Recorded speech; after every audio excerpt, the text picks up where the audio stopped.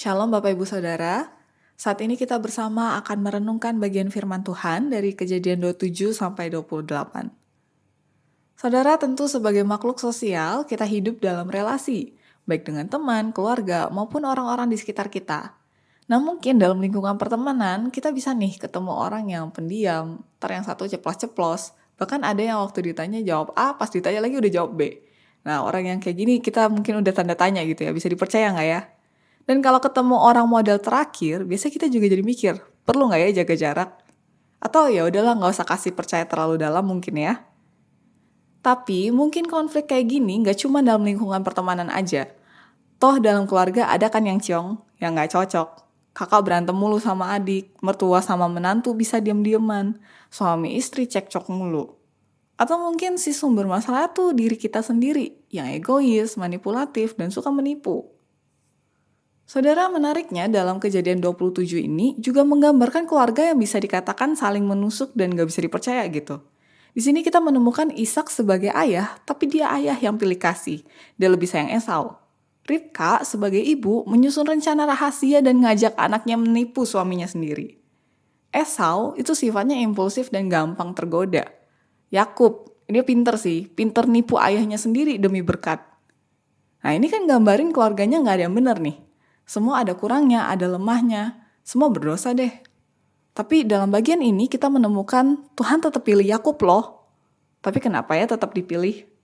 Padahal si Yakub ini sudah melakukan semua tipu daya. Dia juga bukan bertobat dulu, tapi justru lari.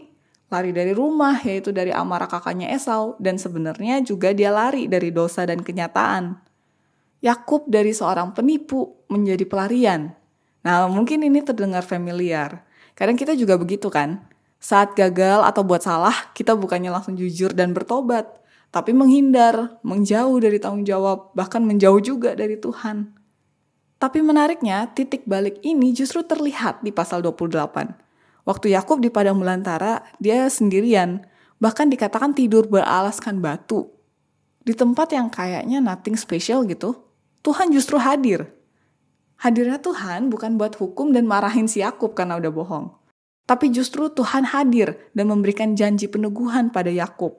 Dikatakan, sesungguhnya aku menyertai engkau dan aku akan melindungi engkau kemanapun engkau pergi. Dan aku akan membawa engkau kembali ke negeri ini sebab aku tidak akan meninggalkan engkau, melainkan tetap melakukan apa yang kujanjikan kepadamu. Nah, kalau dengar perkataan Tuhan kayak gini, kita pun jadi sadar kalau ternyata pilihan Tuhan itu bukan berdasar pada kelayakan manusia ya, tapi ini semata anugerah Tuhan. Tuhan setia bukan karena kita benar, tapi karena kesetiaannya gak pernah gagal.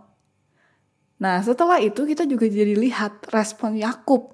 Dia bangun, terkejut dan berkata, sesungguhnya Tuhan ada di tempat ini, dan aku tidak mengetahuinya. Dan setelah menyadari hal itu, Yakub pun mendirikan tugu dan menuangkan minyak dan dinamai Betel yaitu rumah Allah sebagai tanda Allah hadir dan menjadi tempat Yakub menyembah Allah dan bernazar bahwa Tuhan yang menjadi Allahnya.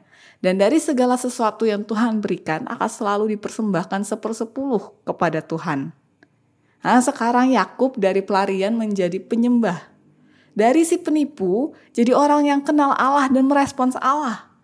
Anugerah yang diterima Yakub bukan hanya menyelamatkannya, tapi juga mengubahkannya. Saudara, kisah Yakub bukan kisah orang baik yang jadi lebih baik, tapi kisah orang berdosa yang diubahkan oleh anugerah Allah.